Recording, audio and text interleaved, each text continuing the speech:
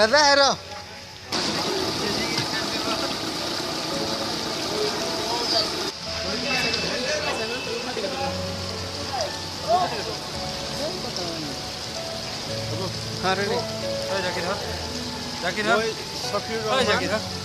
মোৰ ঘৰ বৰপেটা জিলাৰ দাবালিয়াপাৰা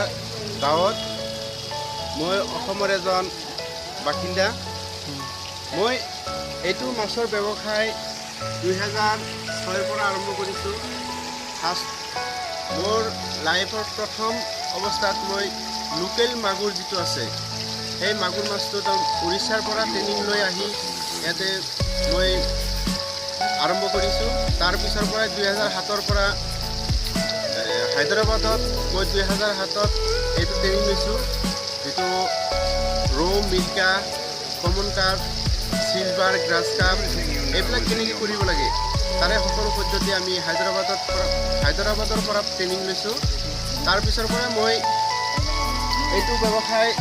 আৰম্ভ কৰিছোঁ এতিয়ালৈকে মই পিছফাল চোৱা নাই মোৰ আণ্ডাৰত এতিয়ালৈকে তাৰমানে কমেও 10ৰ পৰা 12জন নিবনুৱা সদস্যই কাম কৰি আছে মই মাহেকীয়া হিচাপত তেওঁলোকক দৰমহা দি আছোঁ আৰু এইটো অসমৰ পৰা যিটো নিবনুৱা সমস্যা বাঢ়ি গৈ আছে মই ভাবোঁ এইটো ব্যৱসায়ৰ দ্বাৰা মই 100% যদি চৰকাৰৰ ফালৰ পৰা যদি কিবা সহায় কৰে তেনেহ'লে এইটো পুনৰ অসম কৰিব পাৰিম এই নিবনুৱা সমস্যা যিসকল শিক্ষিত যুৱক আছে তেওঁলোকে যদি স্থায়ীভাৱে কৰিব খোজে তেন্তে এইটো ব্যৱসায় কৰিলে নিশ্চয় তেওঁলোকে ভালদৰে চলিব পৰা এটা সুবিধা ইয়াত বিচাৰি পাব মই আজি যিটো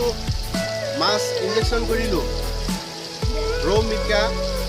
এইটো ফাৰ্ষ্ট ষ্টেপত মই বেডিং পুলত তাৰমানে দিলোঁ দিয়াৰ পিছতে নেক্সট ৰাতিপুৱাই সেইটো বেডিঙৰ পৰা কণীটো বাহিৰ কৰিম বাহিৰ কৰাৰ পিছতে ইয়াতে যিটো হেচাৰী বুলি কয় হেচাৰী যিটো আমি বটল হেচাৰী বুলি কওঁ তাৰে পৰা যিটো হেচাৰী আছে তাতে কণীবিলাক দিয়াৰ পিছতে 3 দিন বা 4 দিন পিছৰ পৰাই আমি তাৰ পৰা স্পন ডিমাৰ পৰা যিবিলাক স্পন ওলায় সেই স্পনবিলাক আমি পুখুৰীত এৰি দিওঁ এৰি দিয়াৰ পিছতে 18 দিনৰ পৰা 20 দিনৰ ভিতৰত